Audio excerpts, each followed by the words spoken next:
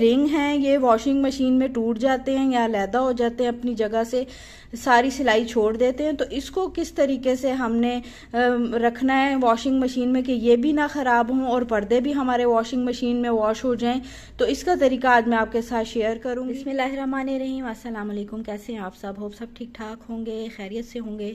آج میں آپ کو بہت زیادہ جو ہیوی پردے ہوتے ہیں جو گھر میں ہم اکثر لانڈری سے واش کرواتے ہیں اور بہت زیادہ پے کرتے ہیں، اس کو گھر میں کیسے واش کرنا ہے، اس کو واش کرنے کا طریقہ بتاؤں گی، اور خاص طور پہ ان پردوں کو واش کرنے کا طریقہ بتاؤں گی جن میں اس طرح کے رنگ لگے ہوتے ہیں، اور جب اگر ہم اسے مشین میں ڈالتے ہیں تو یہ رنگ جو ہے یہ سیپریٹ ہو جاتے ہیں یا ٹوٹ جاتے ہیں۔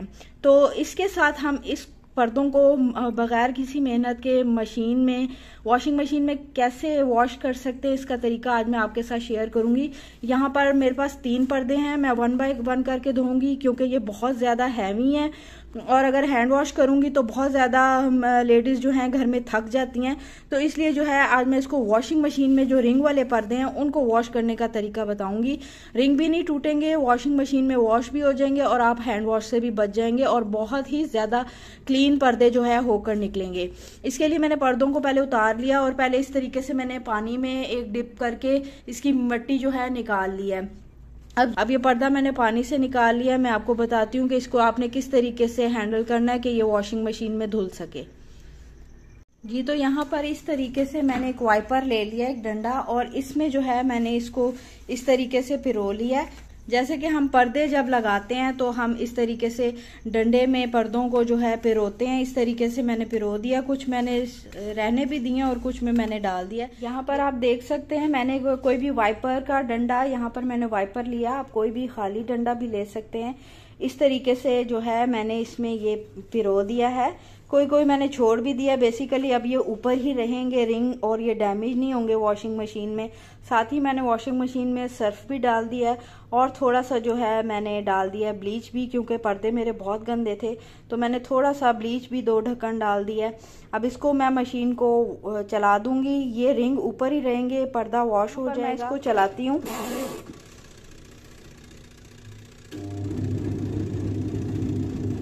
تو دیکھ سکتے ہیں آپ یہ پردہ واش ہو رہا ہے۔ 2 وے مشین ہے، 1 سائڈ میں یہ مشین گھومے گی، پھر یہ سیکنڈ ٹائم میں گھومے گی تو دوسری طرف سے واش کر دے گی۔ اس طریقے سے جب واشنگ کا ٹائم پورا ہو جائے تو آپ اتار کر پردے کو جو ہے گھنگھال لیں، پانی سے نتھار لیں، اور کوشش کریں کہ ان کو آپ ڈرائی بھی نہ کریں ڈرائر مشین میں، تب بھی رنگ نکلنے کا بہت زیادہ خطرہ ہوتا ہے۔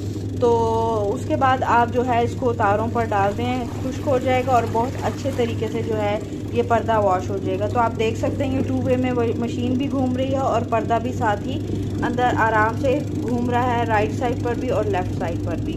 تو اس طریقے سے پردہ واش ہو جائے گا۔ یہ والی جگہ رہ جائے گی، یہاں پر یہ آپ ہلکا سا سرف ڈال کے ہاتھوں سے مل لیں تو یہ اوپر کی بھی اتنا جو ایریا یہ بھی آپ کا ہینڈ واش ہو جائے گا، اور باقی آپ کا مشین میں بنا کسی تھکاوٹ کے پردہ واش ہو جائے گا۔ اب میں نے وائپر اس طریقے سے اڑا دیا ہے، اور ساتھ ہی اب پردہ بھی میرا واش ہونے لگ گیا ہے۔ بہت ہی آسان طریقہ ہے، آپ بھی کر کے دیکھیں، فائدہ اٹھائیں، اور بہت ہی ایزی طریقہ ہے، آپ بھی کر سکتے ہیں۔